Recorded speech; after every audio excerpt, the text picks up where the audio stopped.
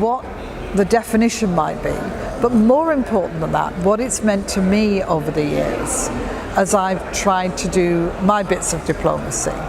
In other words, how far had I used the tool of cultural diplomacy or understood it to be something I was actually doing? And I think it kind of runs out about 50-50. Half the time you do it naturally, and half the time you're actually really working at it as a tool. Ms. Catherine Ashton, thank you again so much for the honor that you've given us for joining us at the Academy for Cultural Diplomacy. We very much look forward to your keynote address coming shortly. And I wanted to take the opportunity to ask you a few questions, just the two of us, regarding cultural diplomacy and related topics. My first question is one that I've been struggling myself with since I founded the Institute for Cultural Diplomacy. In terms of cultural diplomacy, what is it? We've seen really throughout decades so many different manifestations, depending on the context, depending on the situation and the relationship. So I'd be curious, just from your point of view, how would you define cultural diplomacy? Well, the first thing to say is wonderful to be here. Thank you for inviting me, and I've already seen a wide array of different perspectives, and really that gets to the heart of the question, which is, I think, what is so extraordinary when you try and define cultural diplomacy is that it does span a whole range of different elements of our diplomatic toolkit, as I call it. There's the obvious ones that we've talked about, you and I, before, about how you get across your messages through art, music, language, whatever, using those sort of softer elements. And then there's a lot more that is really about the hard stuff. It's about how do you actually understand the people you're talking to? How do you build the kind of underpinning long-term relationships? And indeed, how do you get across your values and ideas in a long-term perspective? I keep talking a lot these days about long-term, because so often in diplomacy we get a very short time to try and solve problems that have been created. And so one of the things about it is long-term. So I would say it's a mosaic. It's lots of different things, but when you put it together, what you've got is a really interesting design that you can shift about from time to time, that actually allows you to use different things to try and create better relations with countries, with organizations, and most of all with people.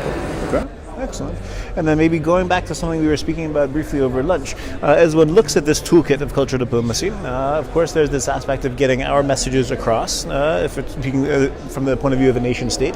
How would you balance this aspect of speaking as opposed to listening? Because again, if the goal is, as you're saying, long term, we really want to build trust. How does one balance that in terms of the listening and the speaking? And maybe you have a favorite example from the UK or elsewhere where you say, here's an example of cultural diplomacy that really worked. You know, you're so right that we've tended to think of it historically, I think, as speaking. You know, go and explain who we are, go and set up organisations that do a lot of the work of setting out our stall with different countries as to what the value is of having a relationship with us.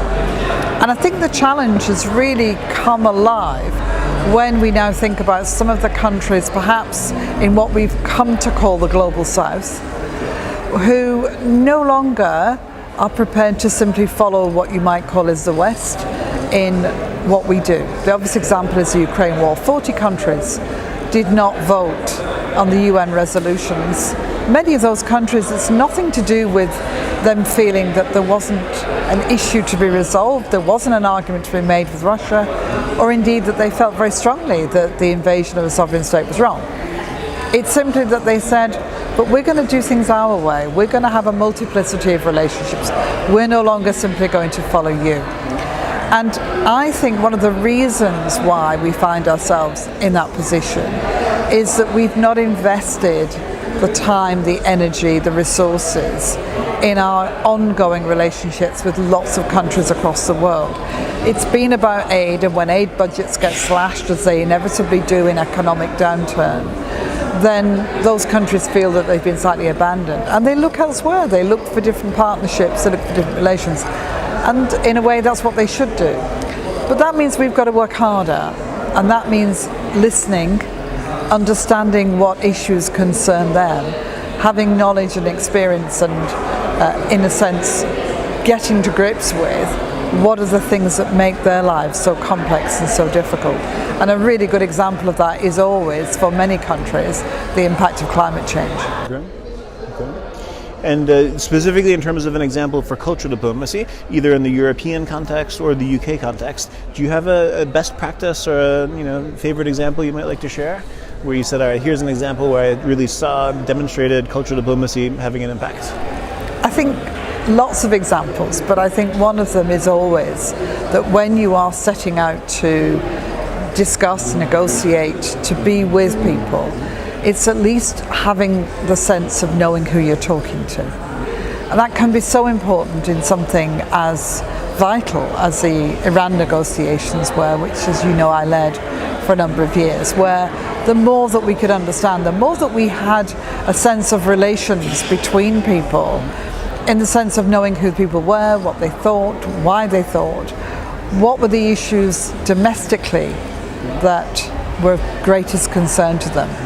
And it was especially an issue because the negotiating team was itself made up of 6 countries: China, Russia, United States, Germany, France, Britain. And we might think there's lots of similarities between some of us, but there's also an awful lot of difference in that, not least language. Every word we wrote had to work in all of those different languages and had to mean the same thing. And sometimes that could be a very complicated thing. That's just one tiny, tiny thing. So all of this, it may feel like hard-nosed, hard-edged diplomatic activity, but right at the heart of it and underpinning it all is what we would call cultural diplomacy. Excellent. Thank you for that. And going back to my first question, it's a question which is so important for us. As I think you know, we actually created the academic field of cultural diplomacy. So the first accredited MA, MBA, and PhD programs in the world, European Union ECTS, are our own. So I'm proud to say that. But having said that, I wanted to also get your feedback in the sense, how important do you think that is, for example, to have now cultural diplomacy in the university, in the academic setting, for the next generation of diplomats or others working in global governance institution regarding this academic field? I think it's really important. And actually, I was surprised at myself when you were kind enough to invite me here. I had to sit down and really think about what the definition might be, but more important than that, what it's meant to me over the years as I've tried to do my bits of diplomacy. In other words, how far had I used the tool of cultural diplomacy or understood it to be something I was actually doing? And I think it kind of runs out about 50-50. Half the time you do it naturally, and half the time you're actually really working at it as a tool. So the more that I think we can add this into the curriculum and to the toolkit, that people really understand that these are significant bits of diplomacy.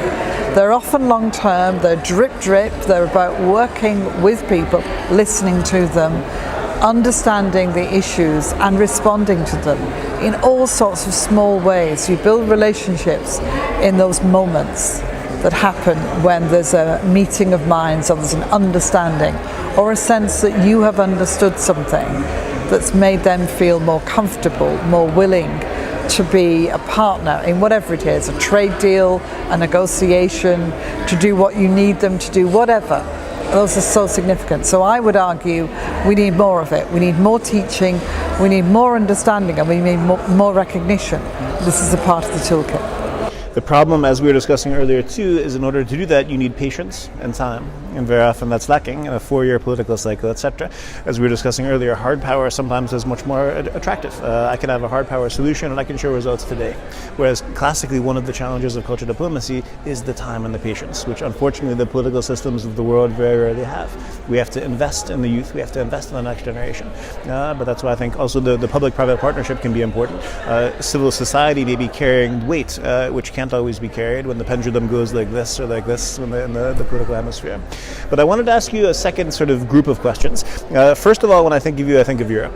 Then when I think of you, I think of the UK. But I also think of you as a woman, and a woman in power who accomplished so much and served as a role model, I think, for so many, especially what you did on behalf of Europe.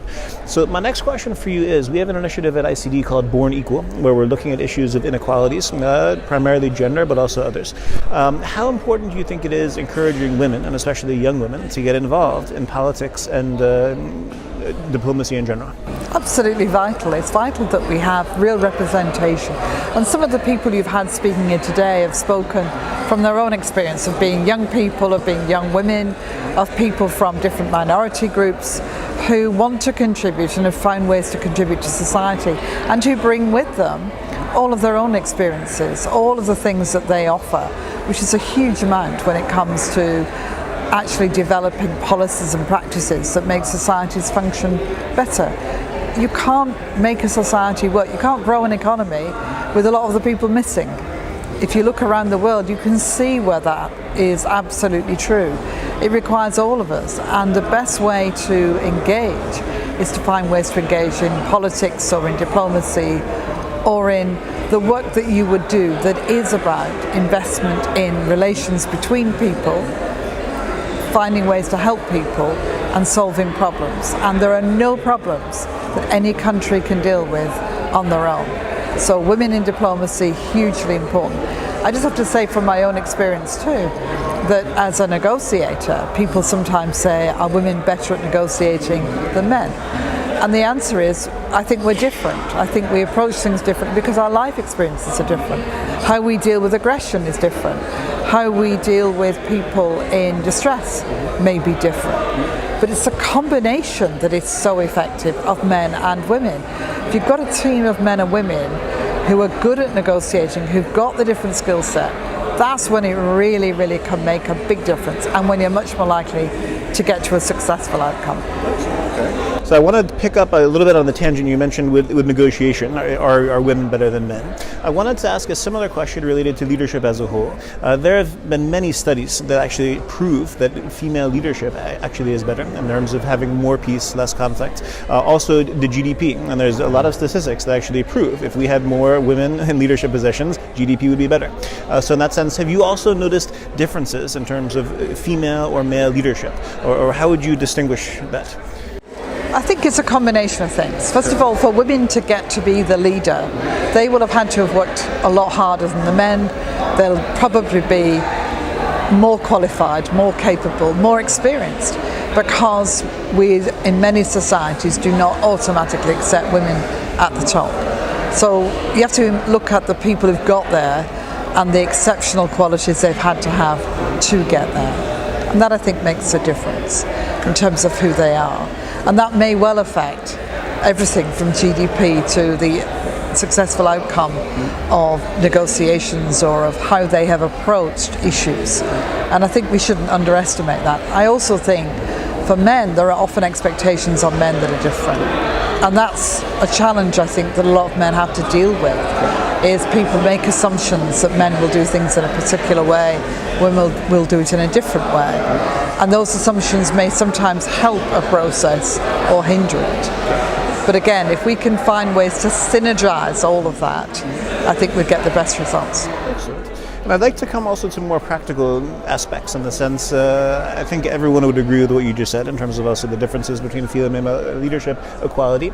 But how does one do it? I mean, we just had a powerful speech from this member of the parliament from Estonia, very, very young, and she was explaining how really growing up she wasn't interested in politics, and this is not something that really motivated her. So how does one encourage women to get involved in politics? Do you have any advice, or how can one?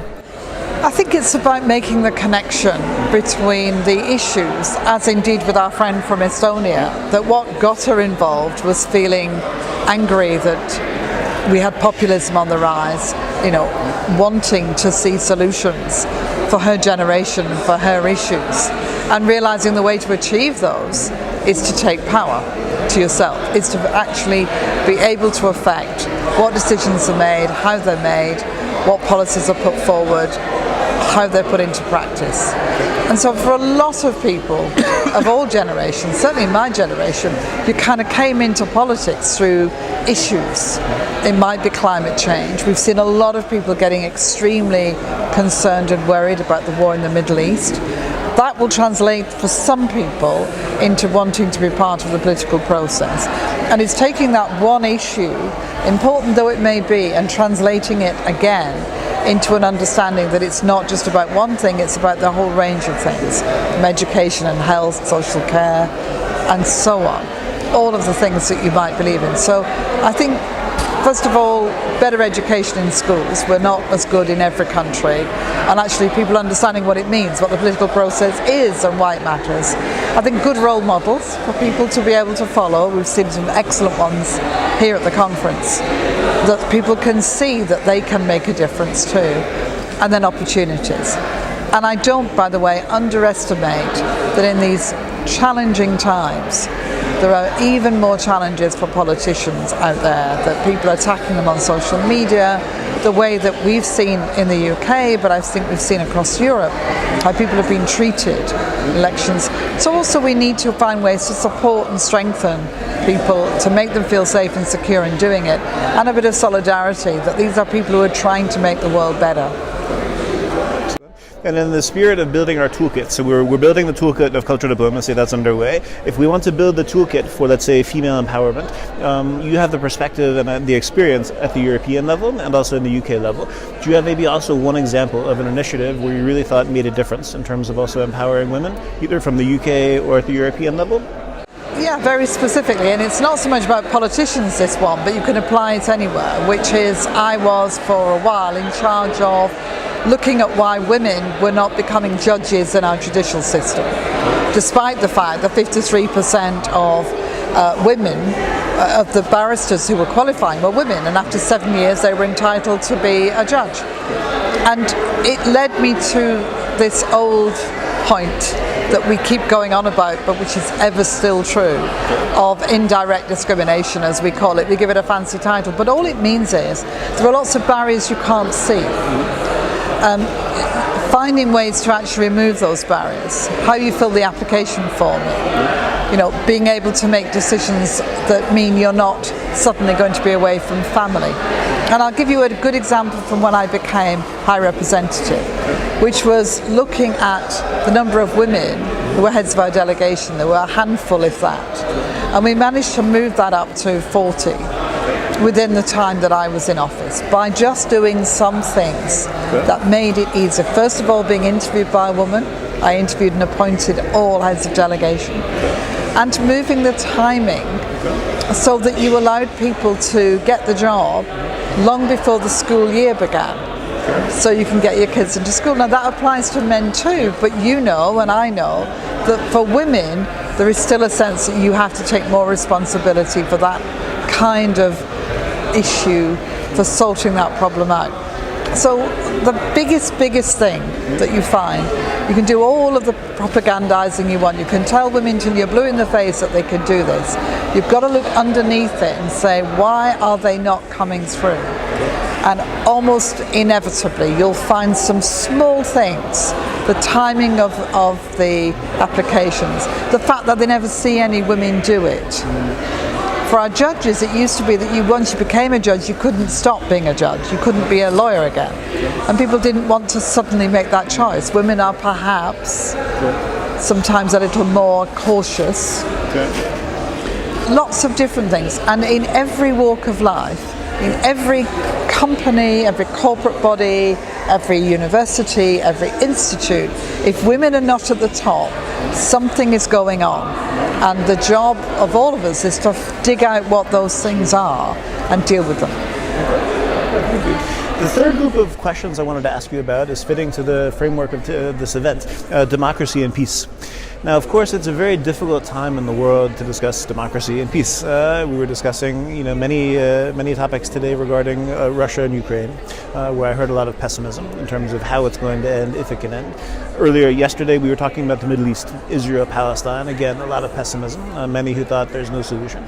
So my question to you is, as we look at the current situation today, I'd love to get your assessment of where we're at in terms of democracy and peace, a little bit your prognosis also of the future. And I want to preface the question by relating a sort of anecdote. There was a famous French philosopher, Restif de La Breton. He was writing after the French Revolution. And his main thesis was human beings after the French Revolution were actually the same as the human beings before the French Revolution, even though many like to think they were more civilized, etc. And his point was, just like we need to get sick in order to appreciate good health, we have to go through periods of conflict and war to be grateful also for peace. And unfortunately, as one looks at the cycles of our societies, there are many who would say he's right, and actually there's a complacency among youth today. European youth, they don't remember the Second World War, they don't remember the Cold War, they take European Union for granted. We were talking about Brexit earlier today. So was Restif de la Breton right that we need to get sick in order to appreciate good health? And how would you assess the current situation regarding democracy and peace? I think his thesis is a bit depressing, to put it mildly. Yes. And I don't believe that for 1 minute. I don't think you can justify conflict, death and destruction by saying it's an inevitability in order to appreciate and recognise the peace. What I do think is that after the Second World War particularly, we set up institutions that were there to help guard against conflict of that kind ever returning. And we haven't always looked after them as well as we might. We haven't, in a sense, made sure that they can function to the best of their ability, and we also haven't kind of renewed them. We haven't looked at them and said, well, that was good for then. What do they need to look like now? Just like any institution, you always have to be looking at, do the windows need modernising? Does the building need to look different? You'll find this, I'm sure, with your own institution. Do we need to change the courses we're doing? Do we need to recognise there's a difference in what the students want and so on? That's absolutely true for institutions as well. So one of the reasons that we feel that we're in a greater stage of conflict is, back to our point about cultural diplomacy, we've not done enough to underpin some of the things and the gains that we have made. And so it's very easy for people to forget, to not understand where some of the movements we start to see, not just in Europe but across the world, where they are going, what it is that they think would be solutions, what they're interested in achieving. I think one of the things that we've got to think about is how far we make sure that the lessons that we learned then are reflected in the lessons that people are getting on a contemporary basis. We have to renew the institutions, we have to give people a sense that we're dealing with those who choose to forget or have simply never known that the possibility does exist that we could end up in conflict again. And as we look around and see these terrible conflicts in the world, they are also, in a way, showing us that we have not succeeded where we should have done. When I look at what's happening in the Middle East, knowing how many days, weeks, months I spent working in that, trying to get us closer to a two-state solution, and I was one of many, and by no means the most important. But we all need to feel that sense of failure and determination to try and find success this time. And as I look at my own country, the USA, sometimes it's harder to say, okay, this is an example of a functioning democracy, as one sees the split between Republicans and Democrats. What about in the UK, in the sense, how deeply rooted are those democratic values in the UK? Because I think for a long time, the UK was really the beacon on the hill. We would look at that as really one of the ideal examples of a democracy that really is working well. With Brexit, of course, we saw, again, massive divisions. How deeply rooted are these values of democracy in the UK? A number of people said to me after the election, when Rishi Sunak, the outgoing Prime Minister, made a nice speech about the incoming Prime Minister, and the incoming Prime Minister, Keir Starmer, made a nice speech about Rishi Sunak. A number of ambassadors said to me in London, goodness, that would never happen in our country. And I was really proud of my country, the UK, for being still able to do that. That does not mean that I'm anything but conscious of how different society looks and how, although we are using democratic means to achieve the ends, we're seeing the rise of different things in different places. So we've seen MPs who've come in purely on one issue, which was Gaza, from particular communities, but nonetheless, and we've seen a lot of people being really shaken by that issue and very upset and determined. So it's sort of one issue politics has crept into Parliament in a bigger way. And then we've seen the rise of reform, which is Mr Farage and his worldview and his ideas, where he's actually had quite a substantial vote. And it's only the first past the post system that's meant he's had fewer seats. Now, these are in different ways changes to the way that our democracy is functioning in the sense of what people are voting for.